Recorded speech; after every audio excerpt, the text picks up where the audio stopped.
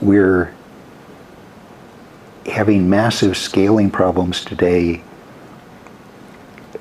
trying to join together the very information-centric web model with the very host-centric TCP/IP model. If you look at how the net has evolved, it started as a telephone system for computers. The model was computers wanted to exchange data. People wanted their computers to be able to exchange data. The model we had for communication for 140 years had been the phone system. So we said, okay, they want to have a conversation because communication is conversation over long distances. And so let's make protocols and infrastructure that allows computers to have a conversation. First cut of that, things like the ARPANET, networks that would handle different bandwidths. They didn't require all of the global clock distribution of a telephony network. Instead, they substituted buffering. And one crucial thing coming out of Paul Barron was unlike the phone system where the communication was all about building a wire, hop by hop, link by link between the two endpoints. It was basically instructing the switching system how to make one long wire. Paul said, don't do it that way. Just identify the endpoints and let the network take care of getting the data there. So this is great. It's just completely changed the world. But the bulk of that change didn't happen in the 70s and 80s and early 90s when the net was first growing out. It happened in the late 90s and the 2000s when the web took off. And it had nothing whatsoever to do with computers having a conversation model. It had to do with people creating and consuming content. And the web sort of showed us for the first time what happens if we leave behind this 18th century model of telephony and instead we start to look at not the wires but the information in the wires. And the web gave us a structure where you could name information, not the process of getting it, but the information itself. Say, I want this web page, I want this YouTube video, I want this Amazon personal page, and you would get back a set of content, some thing that represented that name that you gave. What if we recast the way we think about the low-level infrastructure? Don't say the web is an overlay on top of TCP/IP, which is the way it's implemented today, but say if 99% plus of what we do is web-like stuff, is there a model that lets us do the same stuff at the packet level? Or could we make it the basis of our communication rather than saying it has to be an overlay? So you can create videos, you can put them on your own website, and you have to pray that they never get popular. Because if they get popular, your ISP is almost immediately going to shut you down because your link will be completely saturated.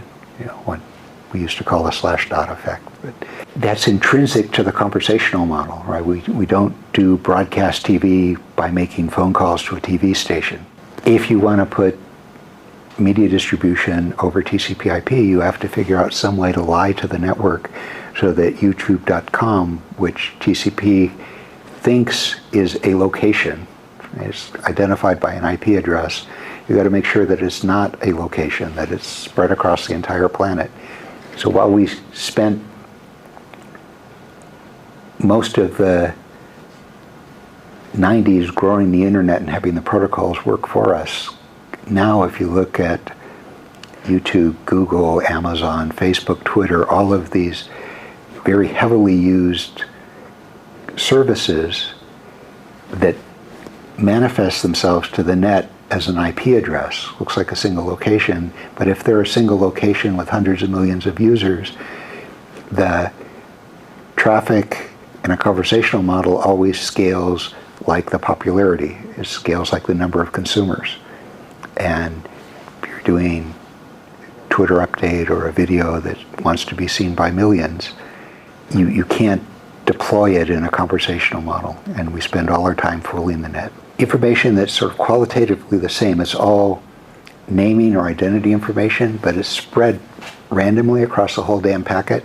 So we've got source and destination addresses that conventionally we think of as layer 3, and so it's up at front to be used by the network layer. And then we've got ports that are layer 4, and so they're a little bit deeper in because they're supposed to be used by the end node for its demuxing to get you to a particular application.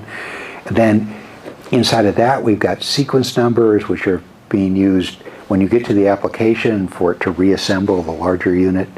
And inside of that, we've got URLs, which are used by a higher level part of the application, the non-transport part of the application. You've just got all of this information. It's all fundamentally name information. It's, what do these bits mean? Well, if you pull together the source addresses, the ports, the sequence numbers, the URLs, they all give you context for the information. They're all the name of the information. What if, rather than having, Amazon's load balancer, which is trying to figure out, all right, which of my 50,000 unused machines is currently handling this customer's request. So I have to look at the addresses, I have to look at the ports, I have to look at the sequence numbers, I have to look at the cookies in order to dispatch the sucker to where it's going. What if I say packets have a name on the front? And all of that information just gets collected to the name. And at any point in the network, you look at as much of that name as you need to look at to do your job. If just the front part will work, because all you're doing is gross level stirring, just look at the front. If you need to look at more of it, we don't have layers. What we have is a set of structured information. We know that we're going to be looking at different parts of it for different reasons, so we put topologically sensitive information like Amazon.com, stick that at the front, because you can use that to make scalable routing tables. But when it gets there, we don't want to say there's a transport protocol and there's various layers. Just say, yeah, there's a job that I'm doing when I get to Amazon.com and it requires me to look at this much. If you don't care where you're getting the data, if all that matters to you is what the data is, not where it comes from, then all of this memory that has to be in the network as buffering in order to manage the multiplexing of the network, suddenly that becomes a viable source of data. The way it happens today is you're watching a YouTube video. That means the bits leave some server at YouTube, they go into the downstream gateway's memory, they get pulled out of that memory, put into a wire, go into the next hop gateway's memory, and they're bouncing memory to memory through all these interconnecting wires till they get to you.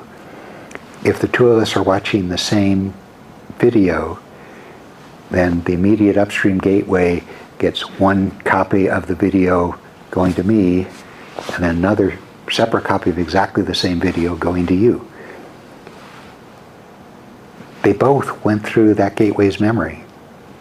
It's